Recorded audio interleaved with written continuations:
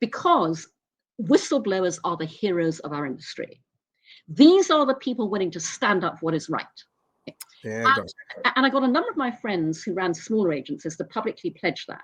But I couldn't get any of the big holding companies or agencies to. Wow. Again, these are the ones where the leadership are the ones doing the harassing. So I went, right, okay, the second thing I'm going to do is, because this isn't working, I went, right, I'm going to guilt the fuck out of the men. So I put a call out to men of the advertising industry. And again, the trade press are very helpful in they covered all of this, that they put stories out.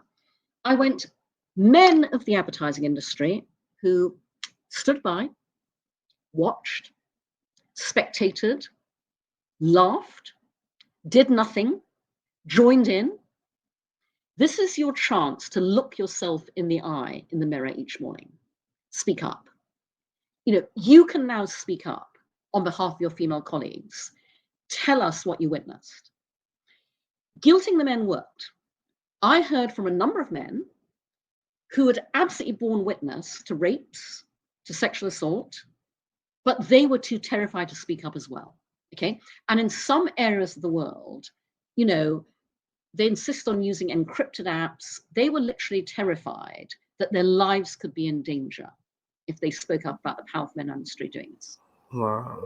And also something else to bear in mind is the flip side of sexual harassment is often bullying and abuse.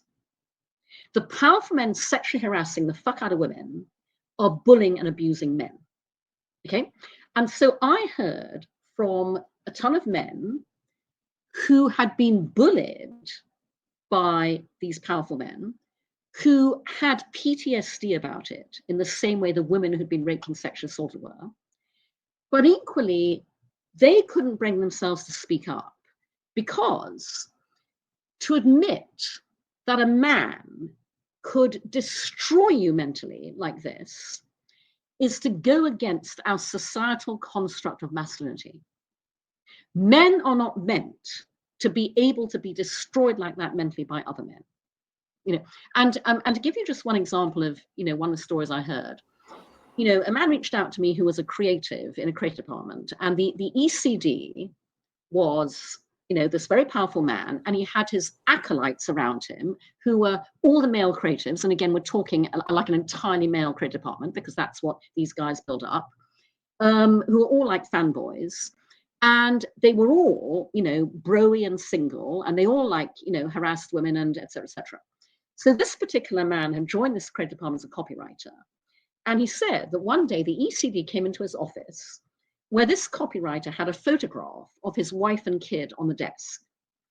And the ECD picked up this photo, looked at it, said to him, well, you won't last long here. Put it down and left. Wow. As in, I only want my guys. And I don't want somebody with a family and kids who might want to do the right thing. Yeah. So guilting the men meant they absolutely came forward to me, but they didn't feel able to speak up either. So the third tactic I tried was because, I was horrified at the number of NDAs. There is one man in our industry, a serial rapist.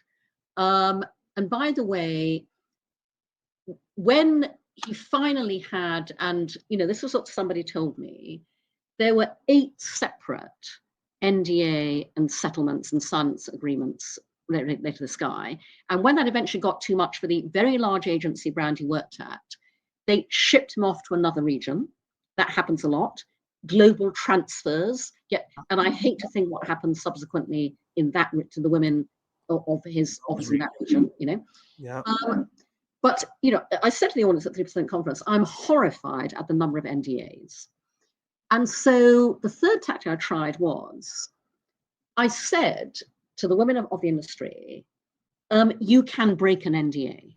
Because a number of the Harvey Weinstein accusers broke their NDAs to speak up when they knew other women were as well.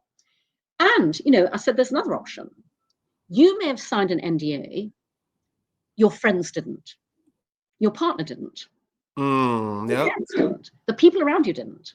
Yep. They could speak up on your behalf because they are not bound by an NDA. Anyway, none of this achieved the result I wanted. And part of the reason too was, I have to say, I want to give full credit to the reporters around the world at each of those regional trade publications. They were all women. They all really wanted to break these stories, but they were stymied by the fact that, industry media in our industry suffers as much as the industry does. They have no budgets, they have no resources. The New York Times can afford to sling a shit ton of money, tons of researchers, tons of reporting power at something like the Harvey Weinstein expose. Our industry trade publications can't. These women had to do their day jobs as well.